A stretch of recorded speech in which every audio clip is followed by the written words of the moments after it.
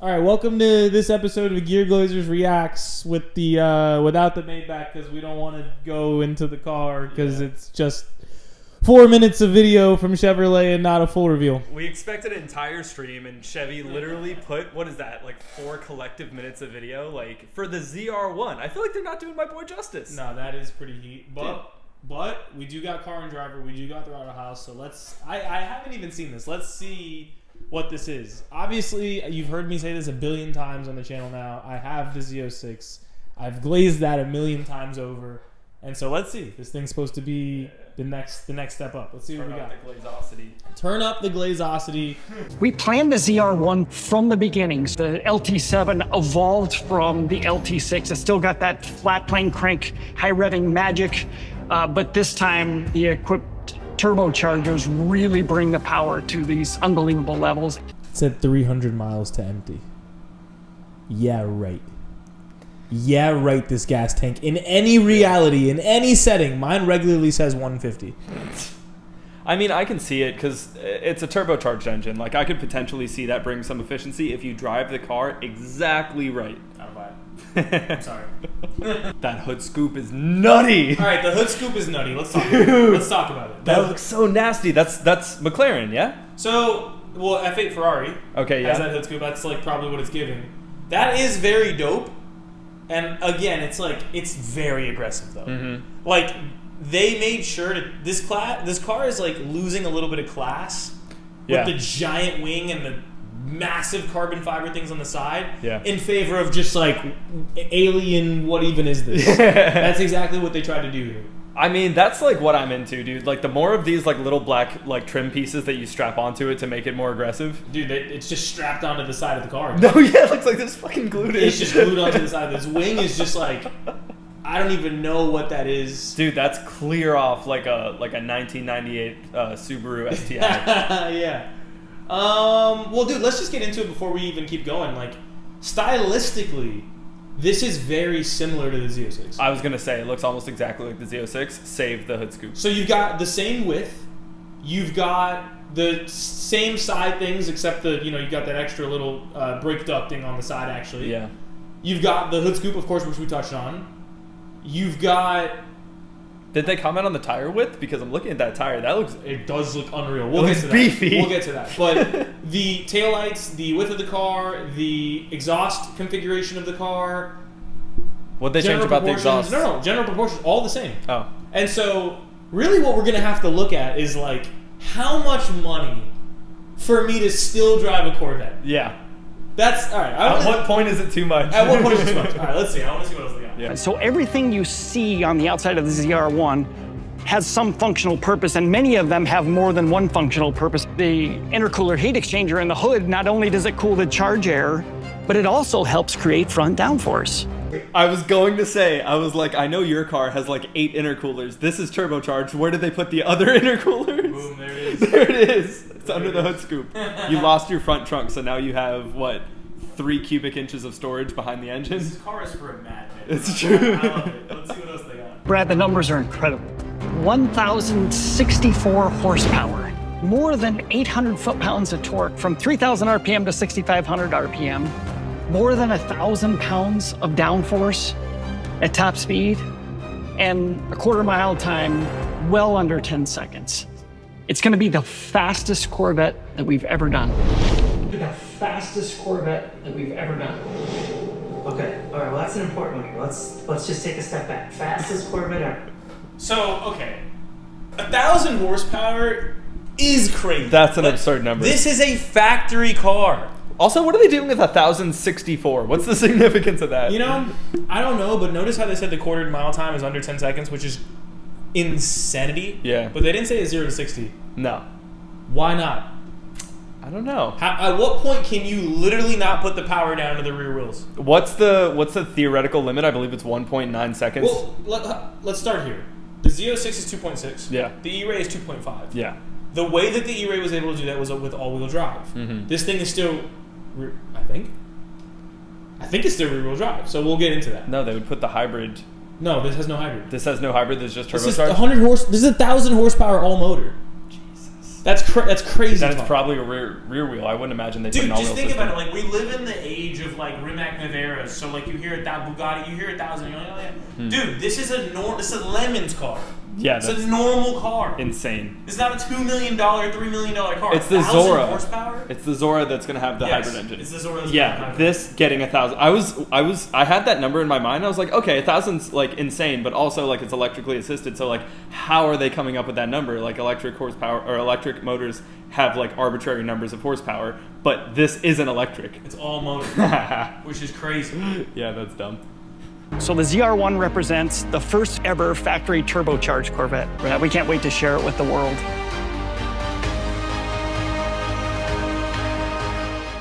So,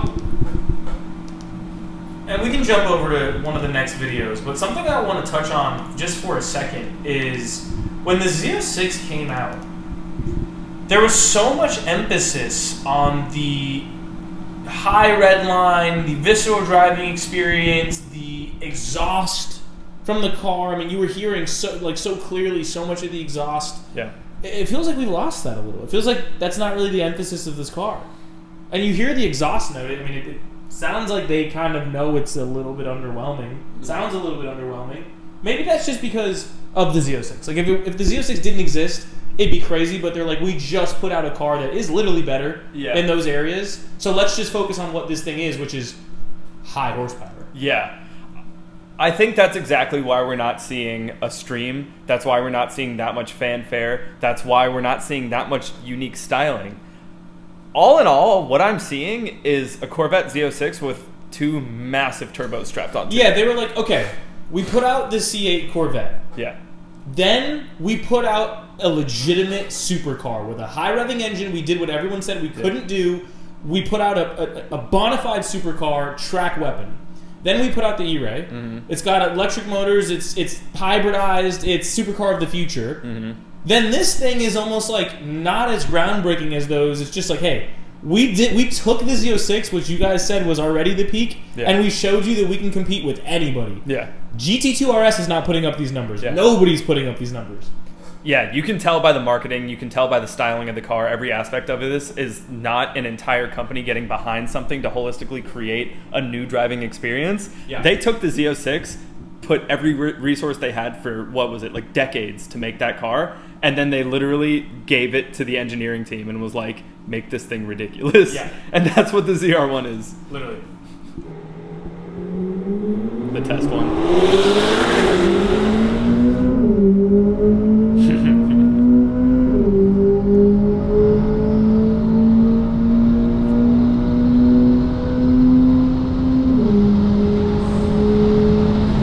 Oh my god.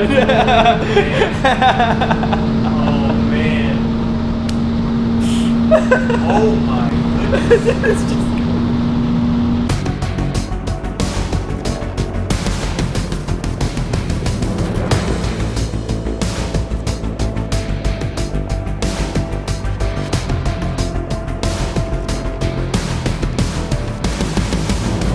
All right, here we have the Corvette ZR1. And this one's outfitted with clearly the track performance package with aero and everything. All the bits everywhere.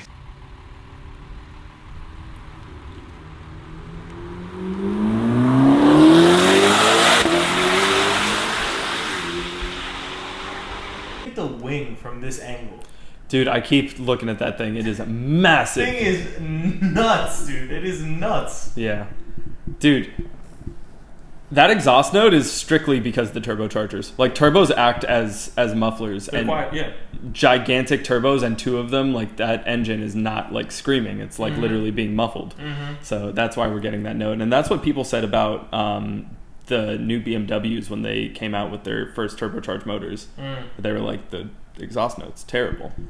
Yeah, and they know that. Yeah. They're not talking about it. Yeah. You notice the things that they're not talking about are the things that they know. Like, all right, we did that, we're conceding that. This is about something else. Yeah. The extra 400 horsepower over the Z06 or whatever it is not contributing to the driving experience. Well, not, like they said, not in the lower gears. And this car's rear-wheel drive. Yeah. So you can't, I can't use the 670 that the Z06 has in first gear. Like, you're going to just spin crazy. Yeah, you'd have to be Max Verstappen to make any use of that extra 400 horsepower, bro. Like, yeah. Well, here's where you feel it though, in the higher gears. Yeah, 100%. You're on the highway going 60. You just slam it. Bro, that's where you feel it. The Z06 already does that. I feel like the difference in slamming it and feeling it is what happens when you take this thing up to like 160 up to 200. That's probably where the difference. No, dude, I'm telling you, when you get traction in the Z06 at like 60 miles an hour, you can slam it at the limit. Okay. You're not overwhelming the wheels, especially with those 345s in the back. Like you can feel yourself pulling very quickly, but like if there was more, you'd be able to use it. Okay. So like again, on the highway, this thing is probably crazy. Yeah, and judging by how much is similar to the Z06, I'm betting that this is rear wheel drive. They haven't commented on that. It is. It definitely is. Yeah, for sure. They didn't make some sort of all wheel drive. They would have mentioned it by now. Yeah. All right, let's see what else. You can see flames at times, depending on how you're driving. The flames come out, and we've had flames come out maybe about this far. Yeah. These come up about this far, and they are visible during the day sometimes. Yeah. That's funny that they're commenting on the Z06 shooting flames. Yeah, because the Z06 shoots flames, and it's like the coolest thing ever. I'm super happy to see that they kept that. Yeah, and I feel like that would be like taboo for like a large company to talk about because people associate that, with just not safety. Your car's on fire. No, they obviously get it. And so for performance figures, I know you're still doing validation, but the top speed was comfortably over 215? Comfortably over 215. And the quarter mile? Again, we haven't finished all our launch controls and everything, but it's going to be sub 10 comfortably and 150-ish, which is, the last couple generations were like 130, 131. Yeah. Now we're at 20 miles an hour faster. Yeah. It's like crazy difference. Your order of magnitudes of... Right. I mean, just to talk about like the little thing they've got on the hood, they're talking about the rotors at this point. They're talking about the ducts in the air. Like, and even his old general vibe. Like, I remember when they did the Z06 reveal, it was very like, we came out with the C8, now we're here to prove that like we can really do this. This is clearly like he's like laughing, like like it's very clear that he's living in the success. It's a victory lap for sure. They're living in the success that the Z06 already completed. And so it's and this is all like them just having fun. Like we thought we could put this thing on there, it'd be pretty sick, get some race car tech out of it. Like they're just it's a completely different vibe. They're like make it crazier. Yeah, with the Z06, that was not the vibe. It was like, we need to prove that we can compete on the world stage. Yeah. This is not that. This is something completely different. I wonder why they didn't go supercharged. I don't know. I'm really curious about that because everything he's saying, it sounds like they were teed up to literally just make another supercharged Corvette. I don't know. I'm so confused. No one is doing that, though. What do you mean? So, if you look at all the competing supercars, the McLarens, the Ferraris, the new Lamborghini that's supposed to be revealed shortly, it's all turbocharger tech. Yeah. Nobody is using superchargers. I wonder, honestly, if superchargers and flat plane cranks just don't really work well together. I don't know, but... It's possible. That's some engineering knowledge that probably only these guys have. And you can see this is a perfect shot of our carbon fiber wheels. This is our second gen attempt at carbon fiber wheels. You don't see carbon fiber wheels like this anywhere. There may be some manufacturer that's doing it, but I'm not aware of any. Traditionally, since carbon fiber is hard to form, it's true. There's no repair for carbon fiber. It can be polished, it can be, sanded down and maybe refilled, but it'll never be the same. Man. Yeah. I'd be terrified. No, dude. Yeah. Dude, if I was buying one of these, I would literally get a set of carbon wheels if I had the extra money around and just literally sit them in a garage. Those are going to be worth a lot of money. Yeah.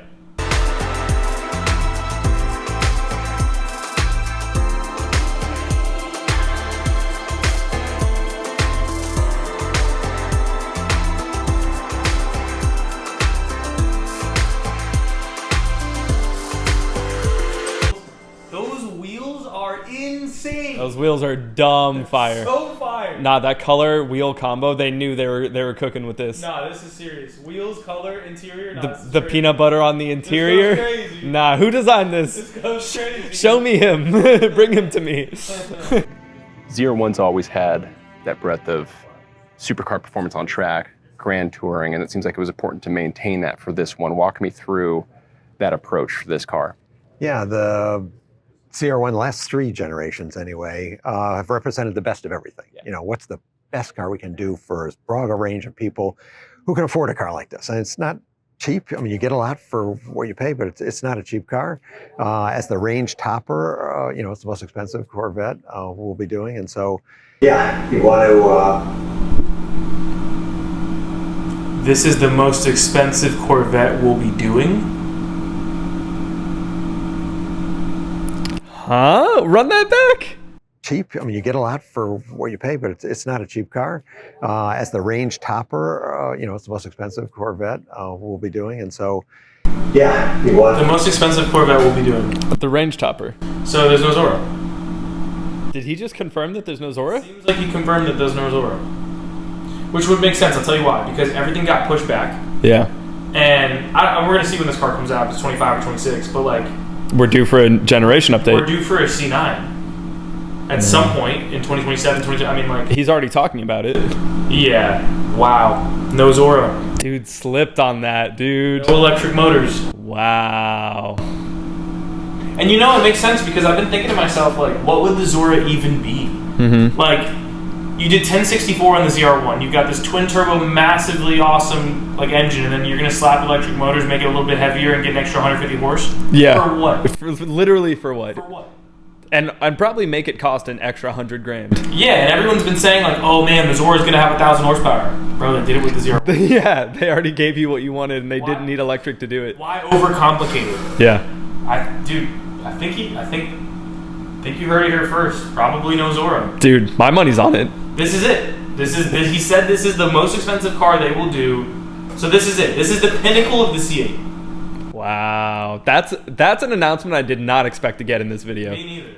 Well, yeah, the convertible, you know, is selling big. You know, over half. We expect over half of these cars. Yeah. Actually, over half of the Z06s are convertibles now, which you wouldn't think. It's a track machine. Yeah.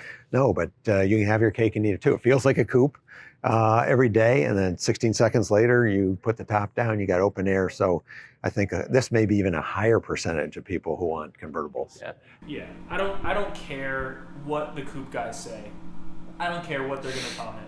The convertible is the way to go. It changes the driving experience so significantly, especially on a car like this. They're not like the old cars where you had to compromise performance by getting the convertible. On these cars, they're built from the ground up to be convertibles, and so you've got identical performance. Like, dude, the convertible is the way to go. You don't get an engine window though. Dude, first of all, I have a small engine window because I paid for the option, so you can see it at the top. You can see the engine.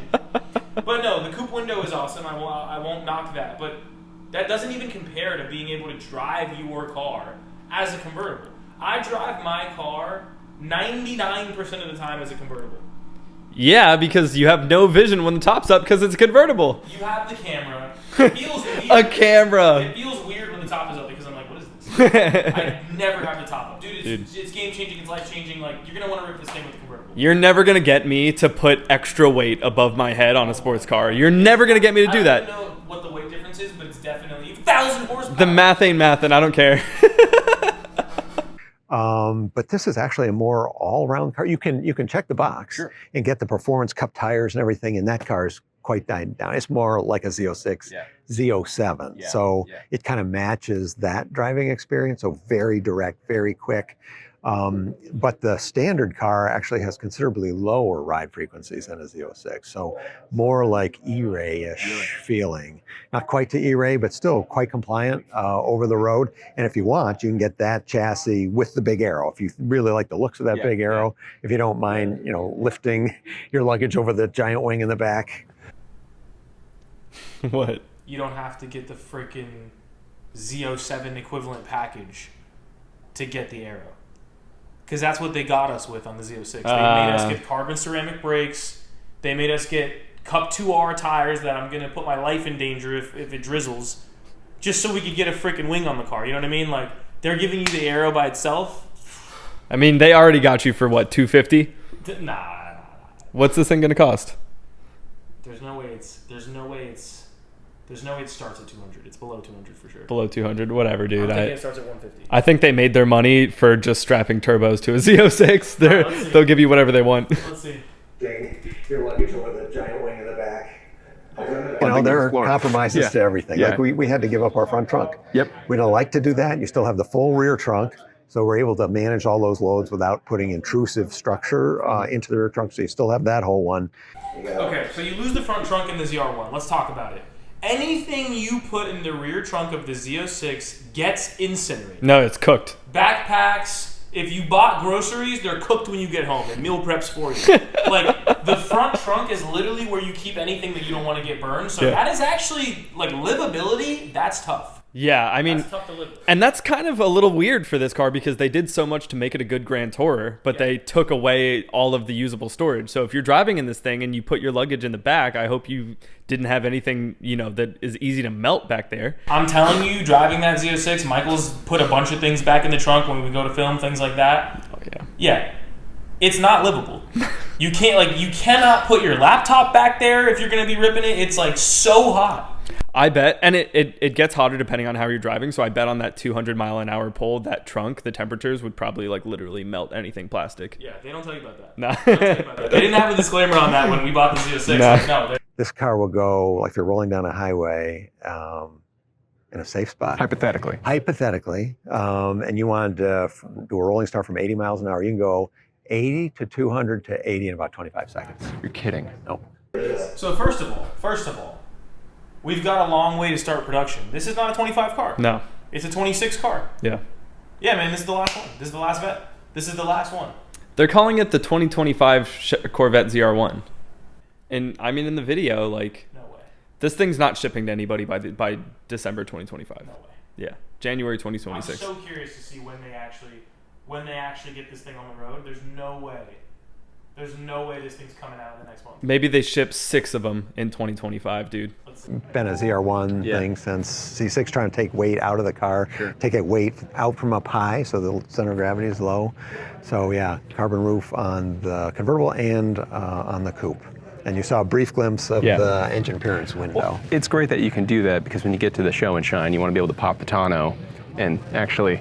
That's exactly what my window looks like, dude. What do you mean it's not an option on the Z06? Yeah, I have it, bro. Yeah.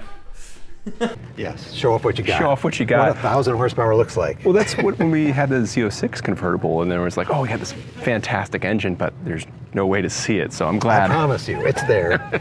Yeah, you can hear it. But yeah, you want to go to the pop it. So that's great to see here. Yeah, that was a... So while we're taking a look at this thing, let's just talk about it. I don't know how much money this thing's going to cost. It's going to be a lot. You've still got essentially the same exact interior that the C8 owner has. Paid 60 grand. Yeah. That's a big problem with this car. This car is way too expensive. I will say this. The interior is incredible. It's got everything you need. It's comfortable. It looks great. People get in it. It's a showstopper. The fighter jet thing in the middle, some people don't like, but a lot of people that like I've had get in the car are like, man, this is so cool. It's got heated and cooled seats. I mean, it's got the competition seats themselves are still comfortable. Carbon fiber wheel, Alcantara everywhere. Of course, if you get the 3LZ package and you really like ball out, it's a really, really nice interior. So I understand it, but it just I just want something different. If I'm paying this much money. Yeah, I agree. I do think it speaks more to like the crazy amount of value you get in a base C8, like. In that's the same interior you're getting in this, and it's still a nice interior at that price point, like at the ZR1 price point. So that's really impressive. But yeah, dude, I think it seems like they're trying to position this less as a track car like the Z06 is, and more as like a Grand Tourer for the person who just wants the highest tier thing. Yeah. And if you're gonna do that, I would have loved to see a different package for the interior. Agreed. Perfect. So we're going to production next year, but most people, when they hear that, they think, oh, I'll get my car next year. Yeah, no. There'll be a line. Yeah, understandably so. And so we ask people to be patient. It'll be worth the wait. Absolutely. I can't wait to see it. So, there you have it. The Corvette ZR1.